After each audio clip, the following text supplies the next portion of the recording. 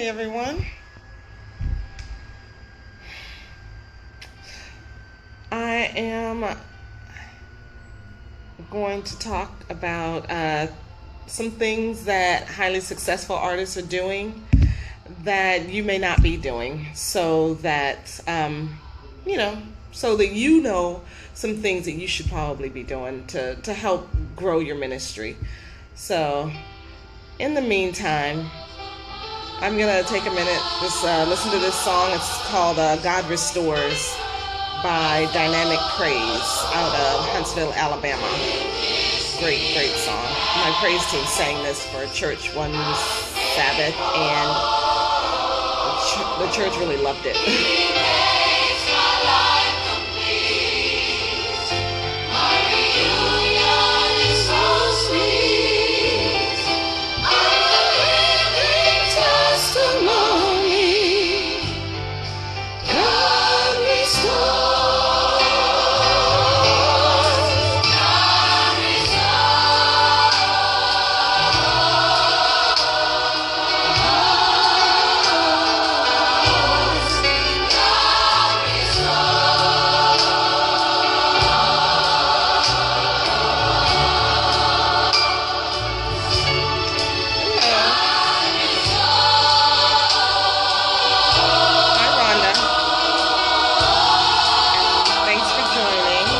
Start in a couple of minutes. This is a long song. I won't let it play all the way through though.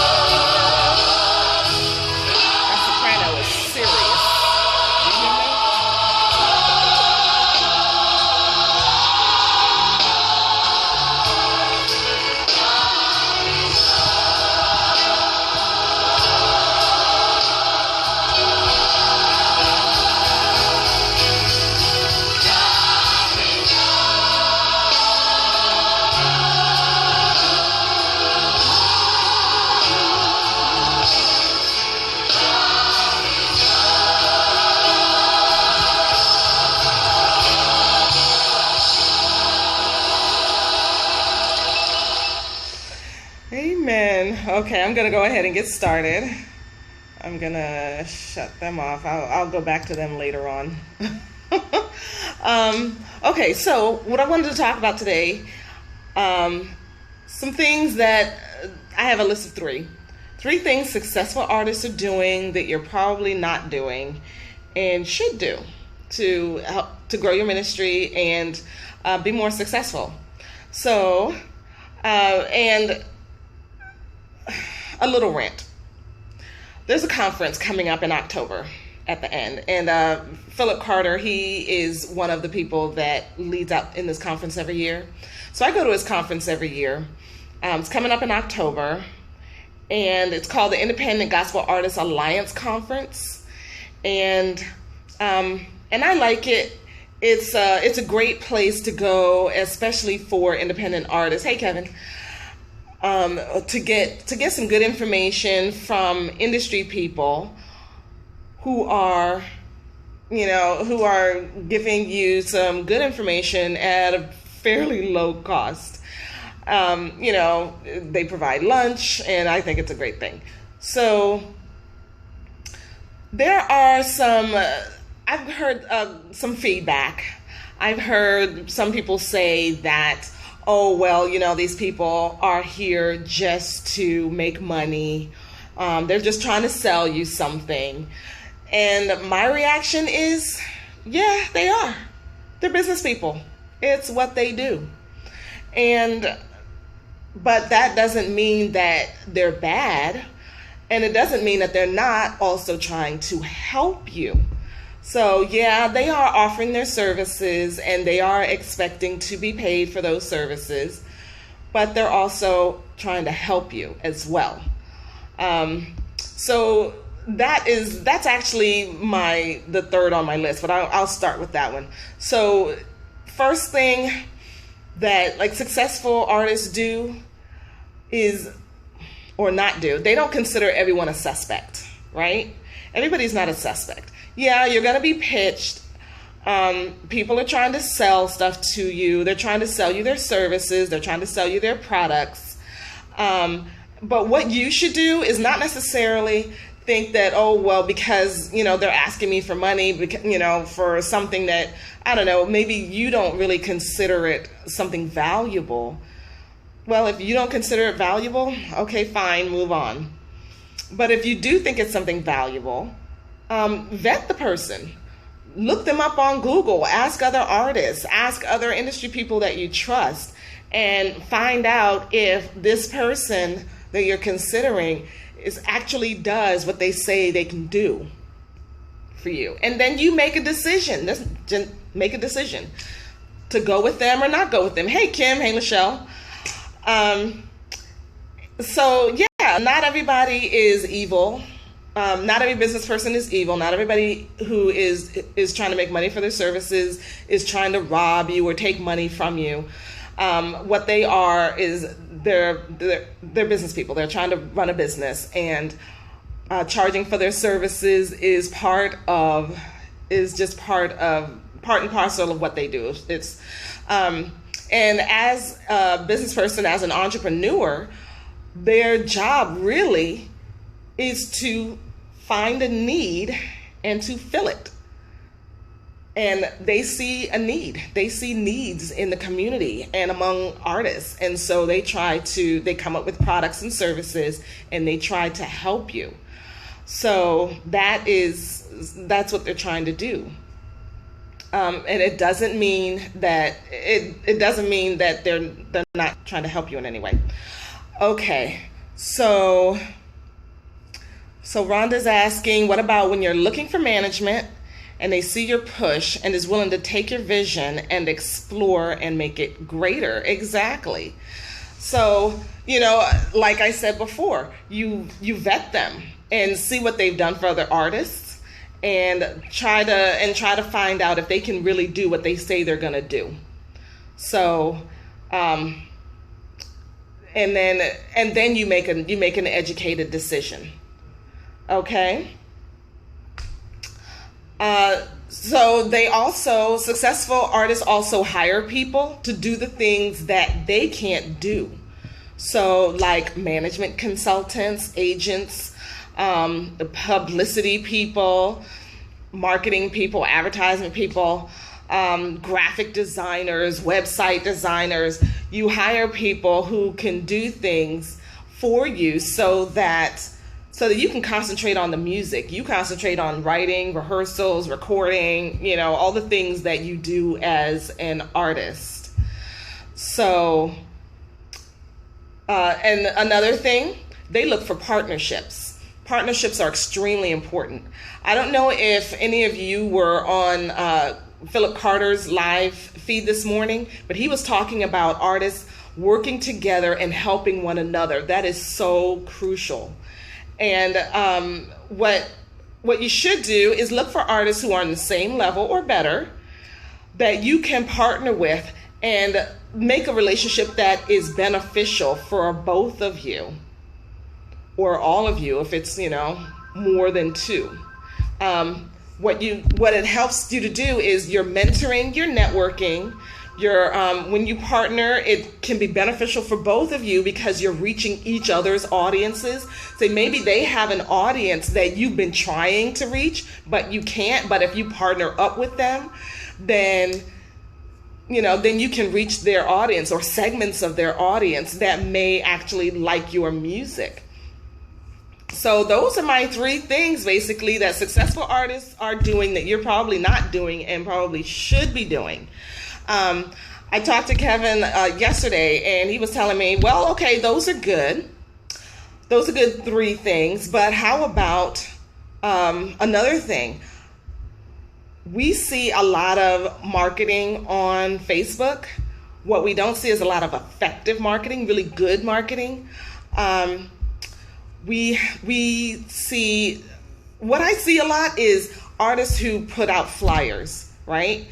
And say, come to my show, or come to my show, or buy my CD. It just dropped and I just released a single on iTunes. Head to iTunes and buy it. That's all well and good, and it's good that you are putting yourself out there and letting people know that you're doing these things. The problem is that you're dating your audience. You're not married to your audience. Like Mary, they're married to their audience, right? Mary can go on Facebook and say, hey, everybody, we just dropped a new CD, and hundreds of thousands of people will go check it out. Okay, maybe thousands. We'll go check it out. Whereas you, not being well known, you're dating your audience. People are still getting to know you. And so without really knowing you well, to just tell them to go and buy your music is kind of, it's counterintuitive, actually. Because, as a fan, as a music lover, as a listener, why would I go and buy your music if I don't know who you are? I don't know what you sound like. I don't know where you came from. I don't know nothing about you. I'm sure a lot of you have fans. You have a set of fans who you are married to, right? Those few people, you can tell them, yeah, my single just dropped. Go buy it, and those people will go buy it. But by and large, most people probably won't. So that effective marketing is needed in our industry. So what Eshe has done is that we've come up with a plan to help you brand yourself, market yourself more effectively, and make more money with your music. So if you'd like to know more about that, click the link above. In this post, schedule a 45-minute music ministry assessment session with us and talk about where you are, where you want to be, and okay? So, and yes, Rhonda, we do have some connections. Click the link above and give us a call. We'll help you out, okay? That's what we're here for. That's what we do. Thank you all so much for watching. I did this yesterday, and somehow it got lost on Facebook, and I'm glad I was able to do it again. I'm glad you guys stopped in. Before we go, is there anything that you would like to hear about, that you would like me to talk about, that any burning questions that you'd like answers to? Please let us know. Put it in the comments below. I'm going to turn on another song for another few minutes while I'm here, and we'll go take it to the Lord in prayer, because ultimately it's God who will help us, and it is God who gives us business people, the power to help you, and gives you the talent and the testimonies that you want to put out there. So we start with prayer, end with prayer, and in the middle we help each other out. How about that?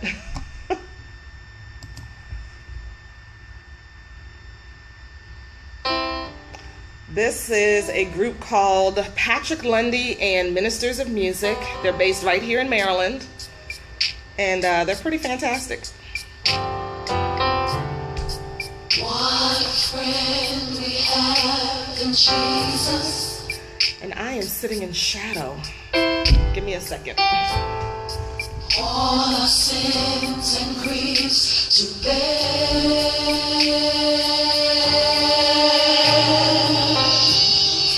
What a privilege it is to carry everything to God in prayer. And have we trials? Have we trials and temptations? Is there trouble anywhere? is the trouble anywhere. Our precious Savior, He is still our refuge.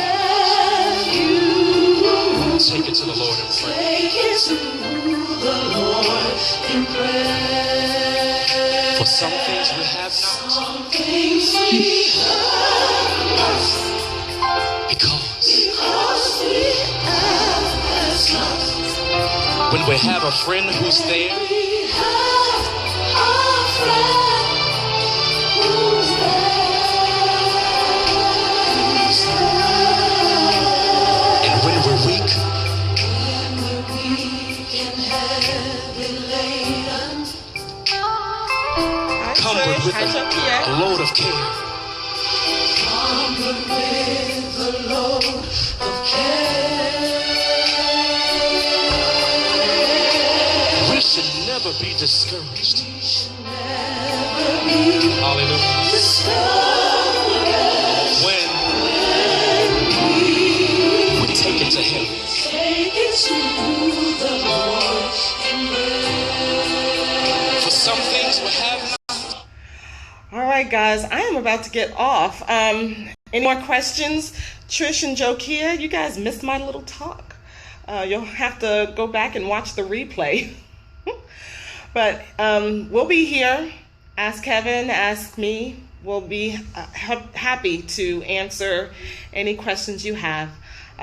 Once again, click the link at the top to schedule some time with us, and we'll talk about your ministry, where you are, and what we can do to help. Okay? Thanks for watching. Bye.